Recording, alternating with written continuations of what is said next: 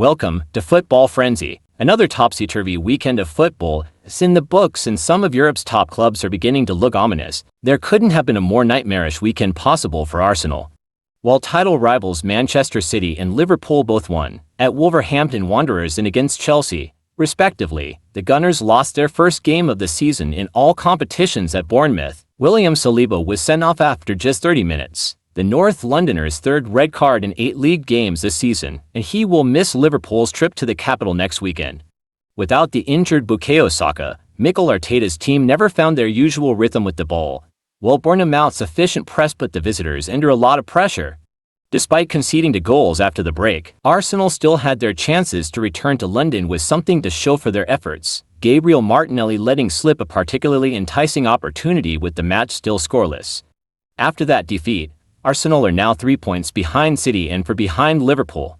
Absolutely everything went against the Gunners this weekend. For a clash between the promoted sides, we got an absolute treat on Saturday. Between them, Southampton and Leicester City had only won once this season in 10 combined Premier League games, the Foxes getting the best of Bournemouth 2 weeks ago, so both teams knew how massive this encounter was. The Foxes were 2-0 down inside a half hour. They trailed by the same margin at the hour mark, and completed the 3-2 comeback win in the 8th minute of second-half stoppage time. It will undoubtedly be a turning point in their season. Barcelona and Real Madrid both won ahead of the season's first Clásico. But while Madrid made hard work of beating Celta Vigo, more on that in a moment, Barca recorded a confidence-boosting 5-1 win over Sevilla. There were 2 more goals for the league's top scorer, Robert Lewandowski, making it 12 in 10 matches, and there were encouraging performances from this season's star man Rafinha and midfielder Pedri. The best news of the match day was the return from injury of Gavi, 349 days since he last played for Barcelona. His emergence to warm up got the loudest cheer of the night at Montjuic, and he was handed the captain's armband as he took to the field. The overriding sensation, as Barca celebrated Pablo Torre's second goal in the 88th minute, was just how young this team are. Torre, Pedri, Gavi, Pau Cubarsí, Alejandro Balde, Marc Casado and Fermin Lopez are all in their early 20s. Lamine Yamal is just 17. Barcelona's future is bright. But before getting carried away, let's see how they get on against Madrid next weekend. Real Madrid's 2-1 win over Celta Vigo had everything: a noisy atmosphere at a rain-soaked Balaidos, 3 outstanding goals from Mbappe, Williat Swedberg and Vinicius Jr., an age-defying cameo from Luka Modric, who created the winning goal just 3 minutes after coming on as a substitute, and an agonizing, added-time miss from Celta's Anastasio Stavicas. Madrid won the game, but Celta showed their new team, full of homegrown talent, can compete with the best. Bayern Munich were in a bit of a slump before the international break, going winless in their previous 3 games following an impressive start into the season, but any doubts were put to rest on Saturday thanks to a 4-0 win over VfB Stuttgart. The visitors, managed by former Bayern reserve team coach Sebastian Hoeneß, wanted to make a statement at Allianz Arena, but instead Bayern steamrolled Stuttgart in the second half, with Kane scoring a hat-trick. Those who have accused Kane of failing to show up in big games may look at the opponent and see more evidence to support their theory, but Stuttgart were last season's runners-up.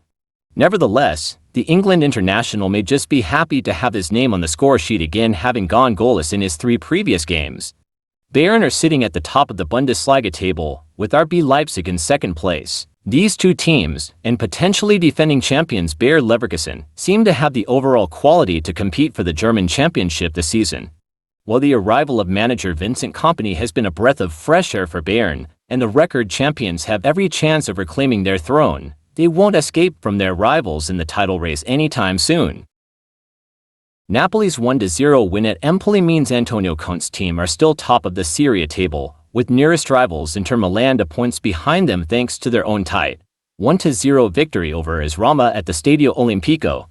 In fact, there was no change at all in the upper echelons of the table, with all top 6 teams recording victories, the most emphatic being Fiorentina's 6-0 thrashing of Lecce. Napoli and Inter were both under pressure to deliver after Juventus, in third, had edged past Lazio a day earlier.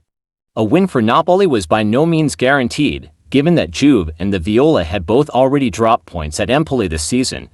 Conte wasn't happy with his team, calling them spectators in Sunday's first half, but things improved after the break. when Kvaratskhelia penalty was decisive, Napoli finished a huge 41 points behind champions Inter last season. Under Conte, they're now resurgent league leaders. Sunday's game featured several VAR checks, including an incident in the 6th minute where Tosin Adarabioyo was shown a yellow card for pulling back Diogo Jota, who threatened to burst through the Chelsea defense just past the halfway line.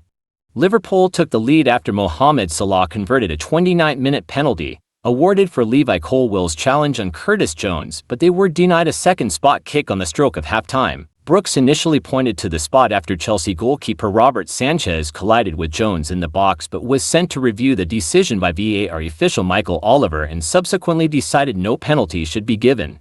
Nicholas Jackson equalized for Chelsea on 48 minutes, a goal that was deemed offside on the field but overturned on VAR review, before Salah crossed for Jones to score the winner on 51 minutes. Liverpool hung on to secure a victory which returned them to the top of the Premier League, but Slot suggested they may have enjoyed a more comfortable afternoon had the officials adopted a different approach.